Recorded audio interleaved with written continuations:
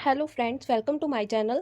आज मैं आपके साथ लेके आई हूँ स्ट्रैटेजी मैनेजमेंट का तीसरा टॉपिक और ये हमारी स्ट्रैटेजी मैनेजमेंट के रिलेटेड तीसरी वीडियो है। और इस टॉपिक का नाम है balanced score card. So let's suppose जैसे हम कोई भी अगर सब्जेक्ट्स पढ़ते हैं, जैसे हम बीबीए कर रहे हैं तो उसमें हमारे 4 to 6 सब्जेक्ट्स हमें पढ़ने होते हैं। तो उसमें अगर हमारी 3 सब्जेक्ट, मान लो ये 4 सब्जेक्ट हैं, तो 3 सब्जेक्ट में हमारी जो नंबर है वो 90-90 है, और एक सब्जेक्ट में जो हमारी है नंबर जो है वो 60 हैं। तो उससे क्या होगा, हमारी ओवरऑल जो परसेंटेज होगी वो कम होगी या ज़्यादा होगी? ऑफ कोर्स उससे हमारी जो परसेंटेज है वो कम हो जाएगी। सो वो जो हो गया, वो क्या होगा, बैलेंस्ड स्कोर कार्ड। ऐसे ही जो ऑर्गेनाइजेशन होती है उसकी ओवरऑल परफॉर्मेंस जो होती है उसे हम क्या बोलते हैं, बैलेंस्ड स्कोर कार्ड। जैसे इसमें ऑर्गेनाइजेशन में सारे वर्कर्स जो हैं वो सारे काम कर रहे हैं, अगर नहीं कर रहे हैं तो हमें डिसीजंस लेने हैं और फ्यूचर में जो है परफॉर्मेंस हम अच्छा कर सकें। Balanced score card. सो जैसे ऑर्गेनाइजेशंस के जो पिलर्स होते हैं हमें उन पे पूरा फोकस करना पड़ता है। So let's start with meaning. Strategic management performance metric helps companies identifies and improve their internal operations to help their external outcomes।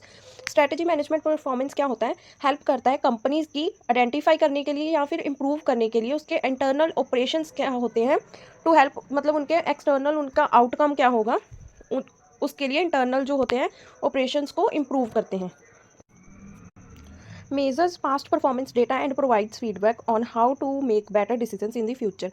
हमें अपनी पास्ट जो परफॉर्मेंस का डेटा है हमारे पास, उसे हमें मेज़र करना है, उसे हमें चेक करना है, देखना है, और एक फीडबैक उस पास्ट परफॉर्मेंस पे एक फीडबैक तैयार करनी है। और हम कैसे फ्यूचर के लिए बेटर डिसीजंस ले सकते हैं अपनी पास्ट परफॉर्मेंस को देखकर। और डॉक्टर रॉबर्ट कैपलन ने एंड डॉक्टर डेविड नॉर्टन उन्होंने फर्स्टली इंट्रोड्यूस किया था बैलेंस्ड स्कोर कार्ड को। So the Harvard Business Review first published it in the 1992 article The Balanced Scorecard Measure the Drive Performance। So उन्होंने first बार 1992 को article में से publish किया था द बैलेंस्ड स्कोर कार्ड को। और जैसे इसमें क्या होता है, फाइनेंस कैसे करते हैं हम, एच आर कैसे होता है, कस्टमर, हमारे कस्टमर कैसे, हम कस्टमर की सेटिस्फेक्शन, इसमें सब जो होता है बैलेंस स्कोर कार्ड में होता है। ऑर्गेनाइजेशन के सारे पिलर्स पे हमें फोकस करना पड़ता है, उन्हें इम्प्रूव करना पड़ता है। अगर जैसे हमारी ऑर्गेनाइजेशन में अगर कोई भी पिलर, अगर एक पिलर भी कोई कमज़ोर है तो उससे क्या होता है, हमारा स्कोर कार्ड जो होता है वो कम हो जाता है, स्कोर कम कम हो जाते हैं। So then again components of balanced score card. Components क्या है इसके, जैसे बैलेंस स्कोर कार्ड के 4 कंपोनेंट्स हैं। First is the learning and growth, second internal processes, third customer, fourth is the financial. आगे हम इनको डिटेल में पढ़ेंगे। Balanced score card model is mean to measure. Balance score card model क्या होता है, इसका क्या मतलब है, मेजर करना। 4 इंपॉर्टेंट एरियाज हैं जो मार्केट में कॉम्पिटिटिव एडवांटेज देते हैं। Learning and growth, business processes, customer and finance. So इसे हम डिटेल में पढ़ेंगे। सो फर्स्ट है learning and growth. Learning and growth are analyzed through the investigation of a training and knowledge resources, handle how well information is captured and how efficiently employees use that information to convert it to a competitive advantage within the industry।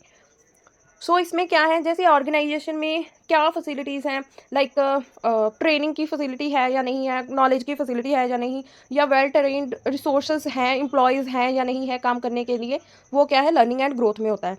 जैसे कैसे information को manage करेंगे, कैसे learn कर रहे हैं, training development हो रही है या नहीं हो रही है, इंडस्ट्री कैसे यूज़ कर रही है इन्फॉर्मेशन को कॉम्पिटिटिव एडवांटेज पाने के लिए। सो कैसे इसमें किन एरिया पे फोकस करना पड़ता है, ह्यूमन कैपिटल हो गया, इंफ्रास्ट्रक्चर एंड कल्चर। अंडरस्टैंड करना है इन तीनों सिचुएशन को, और इनसे हमें क्या करना है, अंडरस्टूड करके इन्वायरमेंट को अंडरस्टैंड करके उसे उसके बेटर डिसीजंस लेने हैं हमें। So second is a business processes. Business processes are evaluated by investigating how well products are manufactured. Organisation अगर कोई प्रोडक्ट मैन्युफैक्चर कर रही है या फिर कोई सर्विस प्रोवाइड कर रही है, सो उसके लिए क्या करते हैं, हम एक्शन परफॉर्म करते हैं, कितना इफिशिएंटली जैसे मैन्युफैक्चर हो रहा है अगर कोई प्रोडक्ट, उसको इन्वेस्टिगेट करके डिसीजंस लेते हैं हम। जैसे कोई अगर कंपनी है वो कोई ना कोई प्रोडक्ट तो मैन्युफैक्चर कर ही रही होगी या फिर कोई सर्विस प्रोवाइड कर रही होगी। सो उसके लिए हम एक्शन परफॉर्म करते हैं, कितना एफिशिएंटली मैन्युफैक्चर कर रही है वो कंपनी, उसको इन्वेस्टिगेट करेंगे और उसके रिलेटेड हम डिसीजंस लेंगे।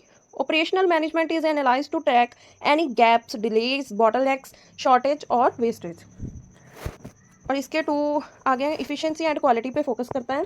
जैसे कोई डिले तो नहीं हो रहा है, हमें कोई ऑर्डर डिलीवर करना है सपोज, तो उसमें कोई डिले तो नहीं है, कोई जैसे हमें डिमांड आ रही है किसी प्रोडक्ट के रिलेटेड, कोई प्रोडक्ट की डिमांड आ रही है, हमें कोई ऑर्डर आया है, सो हम उसकी प्रोडक्शन कर पा रहे हैं, उसे टाइम पे डिलीवरी कर पा रहे हैं या नहीं कर पा रहे हैं, कोई रॉ मटेरियल में कोई शॉर्टेज तो नहीं है, कोई गैप तो नहीं आ रहे हैं, या फिर कोई शॉर्टेज लाइक रॉ मटेरियल ही टाइम पे नहीं पहुंच रहा है, उसमें क्या हो गया शॉर्टेज आ रही है कोई रॉ मटेरियल की, या फिर किसी चीज़ की वेस्टेज तो नहीं हो रही है, ये क्या हो गया बिजनेस प्रोसेसेस में आ गया।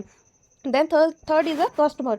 Customer perspectives are collected to jot customer satisfaction with the quality, price and availability of a product and services. इसमें क्या है, जैसे हमारा जो कस्टमर होगा वो क्या होगा, कस्टमर सेटिस्फाई है या नहीं है, ये देखना भी कंपोनेंट ही है एक बैलेंस टू स्कोर कार्ड का।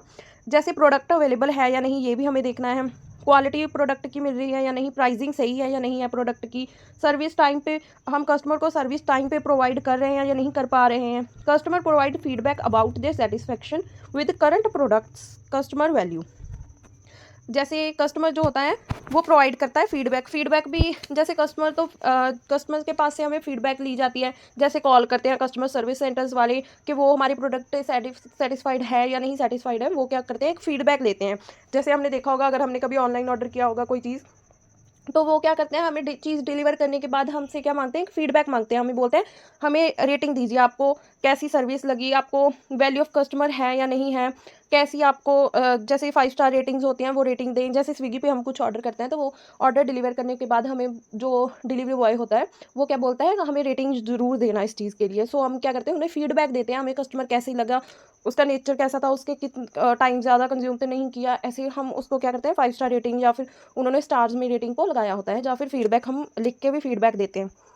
So last component of a balanced scorecard is a financial data such as a sale, expenditures and income are used to understand financial performance, like sale कितनी है, कितनी expenditure है, कितने cell हो रही, कितनी income है, ये सब क्या है फाइनेंशियल में आता है।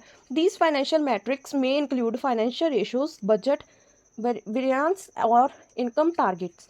जैसे जो अगर कोई ऑर्गेनाइजेशन बिजनेस रन कर रही है तो ऑफकोर्स वो प्रॉफिट अर्न करने के लिए ही कर रही है। जैसे सेल्स इंक्रीज हो रही है कि नहीं हो रही है, इनकम कम है या ज़्यादा है, प्रॉफिट में मार्जिन क्या है हमारा। सो ये क्या होता है, ये सब क्या होता है फाइनेंशियल के अंडर आता है।